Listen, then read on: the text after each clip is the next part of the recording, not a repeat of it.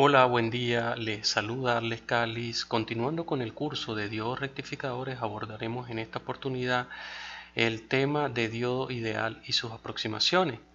Veremos entonces que en el video número 1 nosotros abordamos una serie de ejercicios en donde ocupamos la ecuación del diodo I es igual a la corriente de saturación por la exponencial del voltaje en el diodo entre N por el voltaje térmico menos 1.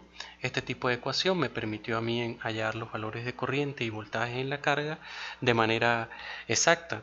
Sin embargo, en la mayoría de las veces no necesitamos una solución exacta y es aquí donde juegan las aproximaciones. Una primera aproximación, que es la aproximación más sencilla, es la del diodo ideal.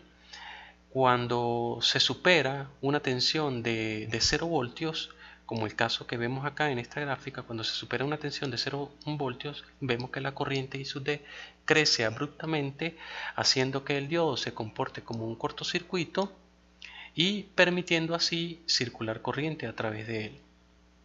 Para el caso en que el voltaje aplicado en los extremos del diodo es menor a 0, tenemos que el diodo está apagado y la corriente obviamente a través de él es igual a 0.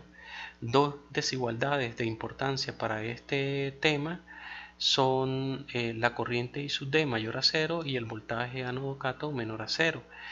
Estas dos condiciones me permiten entonces, la primera, ID mayor a 0, verificar y comprobar que el diodo efectivamente está encendido. Y la segunda condición, que el voltaje a través del diodo, voltaje ánodo-cátodo menor a 0, me permite verificar entonces si el diodo está apagado. Este tipo de aproximación se usa para detectar averías o realizar análisis rápido. Una segunda aproximación es la de considerar el voltaje umbral de conducción del diodo, en el cual se observa que para valores menores a 0.7 voltios la corriente a través del diodo es igual a 0 y cuando se supera ese umbral la corriente crece abruptamente tal como lo observamos acá. Cuando se polariza en directo, el diodo conduce y se refleja entre sus extremos una tensión de 0.7 voltios. Para este caso debemos verificar la condición que dice que la corriente del diodo debe ser mayor a 0. Para el caso de que se polariza en inversa o para valores menores a 0.7 voltios, el diodo está apagado y debemos entonces verificar que el voltaje en los extremos del diodo, es decir, voltaje ánodo-cátodo, debe ser menor a 0.7 voltios.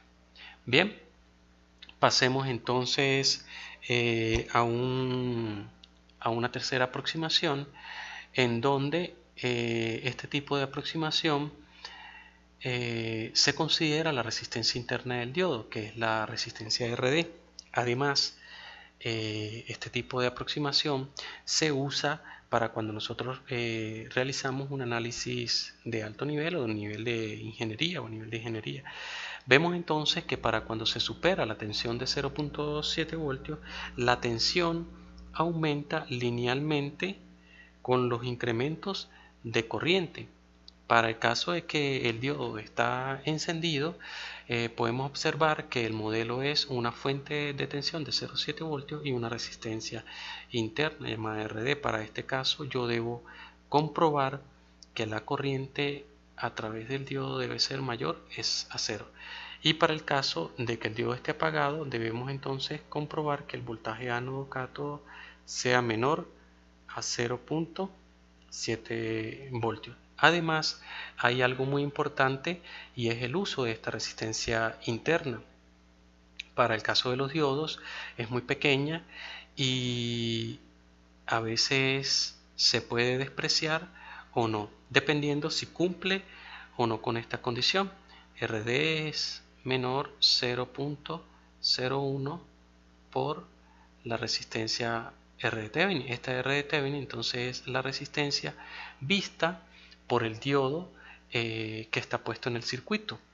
Entonces, si la resistencia interna del diodo es menor que 0.01 la R de Thevenin, entonces vamos a despreciar esta resistencia interna, es decir, no la vamos a usar, vamos a considerar esto acá simplemente un cortocircuito, siempre y cuando se cumpla esta condición. Pasemos entonces a abordar una serie de ejercicios de primera aproximación para que quede un poco más claro este tipo de gráficos. Bien, consideramos una primera aproximación para este pequeño circuito acá. Como vemos que la fuente B sub S está polarizando en directo al diodo, consideramos al diodo que está encendido, y como es una aproximación ideal, es un cortocircuito. Hallamos entonces la corriente del diodo, que es simplemente B sub S entre RL, vemos que es 10 mA. 10 mA es mayor a 0, por lo tanto el diodo sí está encendido. Procedemos entonces a hallar B sub RL, que al estar esto un corto queda RL en paralelo a la fuente B sub S. Vemos entonces este circuito. Como la fuente B sub S está polarizando en directo al diodo, también decimos que el diodo está encendido, cortocircuitamos el diodo, que sería el modelo a usar, y procedemos a hallar la corriente del diodo, que sería en este caso B sub S entre RL más 2K. En este caso es igual a 4 mA mayor a 0. Verificamos que efectivamente ese valor es mayor a 0 y decimos que sí, que el diodo está encendido. Hallamos el voltaje VRL. Como esto es un corto, entonces el voltaje VRL no es más que un divisor de tensión, dándonos entonces así un resultado de 4 voltios. Y finalmente vamos a hallar para este pequeño circuito acá, hallemos entonces el voltaje y corriente en la carga. Consideramos al diodo ideal como un cortocircuito. Aquí vamos a tener un voltaje V1 que va a ser mayor al voltaje en la carga por la caída de tensión que hay en esta resistencia de 6K. Vemos entonces que esa corriente I sub S, que es la corriente que entrega la fuente de 36 voltios, es B sub S entre el paralelo de RL con 3K más 6K. Esto nos da 5,33 mA. Si nosotros vemos el voltaje en la resistencia de 3K o voltaje B sub 1, es el paralelo de 3K con RL por la corriente I sub S, 399 voltios. Vemos entonces que al estar el diodo en cortocircuito, el voltaje V1 es igual al voltaje VRL, igual a 3,99 voltios. Y así podemos entonces hallar la corriente I sub RL, que no es más que el voltaje en la carga entre la resistencia RL, 399 mA. Como vemos que esta corriente es mayor a 0, entonces el diodo efectivamente sí está encendido. Pasemos entonces a realizar un ejercicio de segunda aproximación. Para este caso vamos a considerar el umbral de los 0,7 voltios. Entonces tenemos la resistencia de 2K, tenemos el ánodo, asumiremos que está encendido, entonces el ánodo se corresponde con el positivo de la batería y el cátodo con el negativo. Y aquí tenemos la resistencia de 1K. Entonces por acá tenemos los 0,7 voltios y por acá tenemos la fuente B sub S. Así entonces pues procedemos a hallar la corriente a través del diodo, que no es más que B sub S menos el voltaje en el diodo entre la RL más 2K. Nos da 3,76 mA. Como este valor es mayor a 0, efectivamente el diodo está encendido. Hallemos entonces el voltaje VRL, que es igual a la corriente en la carga por 1K, 3,76 voltios. Por acá tenemos la corriente y su RL. Bien, entonces ya hallamos los valores que nos estaban pidiendo. Pasemos entonces a la tercera aproximación. Nos dice entonces que hallemos la corriente y voltaje en la carga. Para un diodo 1N4001, la resistencia interna de él es 0,23 ohmios y el voltaje V sub D es igual a 0,7 voltios. Sustituimos entonces por su modelo. Entonces es la batería, ¿verdad?, con su resistencia interna. Entonces aquí tenemos nuestro diodo. Vamos a dibujarlo por acá. Aquí tenemos nuestro diodo. Perfecto. Entonces lo primero que debemos hallar acá es buscar la resistencia de Thevenin vista por el diodo 1N4001 para ver si la vamos a considerar o no. Para hallar R de Thevenin, entonces debemos pasivizar los elementos activos. En este caso sería cortocircuitar la fuente B sub S. Pasamos entonces y decimos la R de Thevenin En este caso es la RL igual a un K. Hacemos uso de la desigualdad para ver si cumple con la condición RD menor a 0.01 por un K. Esto nos da RD menor a 10 ohmios. Como RD es igual a 0.23 ohmios, no es menor que 0.23 es menor que 10 ohmios.